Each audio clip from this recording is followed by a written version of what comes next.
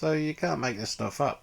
So as I was telling those two Mormon ladies there the other day, um, Joseph Smith just mimics Muhammad. Like he was as dirty as Muhammad, a little kiddie fiddler, um, and just the setup, all the organisation of his stuff is exactly like Muhammad. For how Muhammad met the angel in the cave and all that sort of stuff. Everything he mimics it. Um, so he says here, he says it himself. Um, In the heat of the Missouri Mormon War of 1838, Joseph made this following claim: I will be this generation a second Muhammad, whose motto is entreating for peace was the Quran or the sword. So the Quran or the sword. So he means, it's either my way or you're going to die. So shall it eventually be with us. Joseph Smith or the sword. See what he's saying there? Submit to me or die. It is most interesting that a Christian prophet would liken himself to Muhammad. Where are we? Muhammad and Joseph Smith both had humble beginnings. I don't know about that. Muhammad was a caravan robber, so I wouldn't call that humble.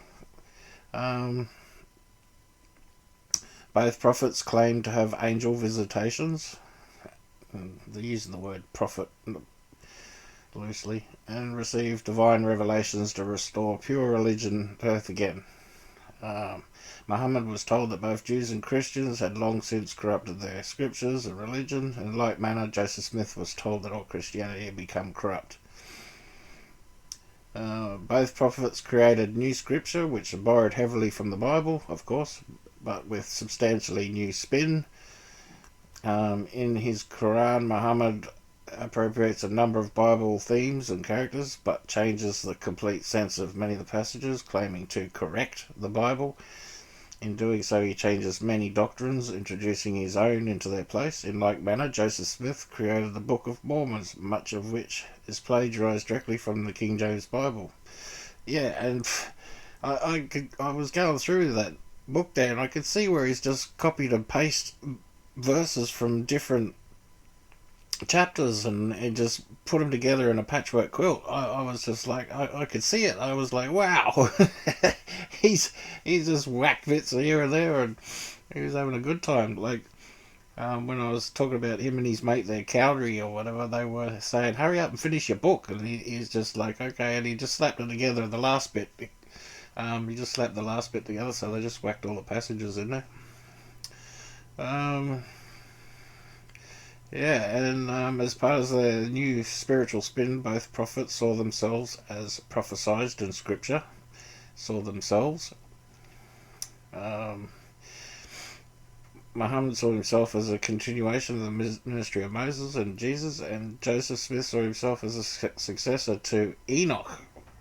I think that's Enosh, but anyway, Enoch.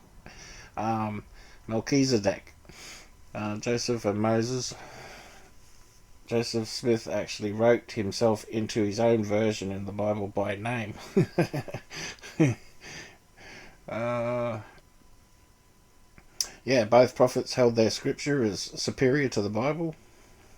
Um, Despite their claim that the Bible was corrupt, both prophets admonished their followers to adhere to its teachings, an obvious contradiction. This led to selective acceptance of some portions. So that's it. You'll notice, like, Mormons don't know anything about the Bible.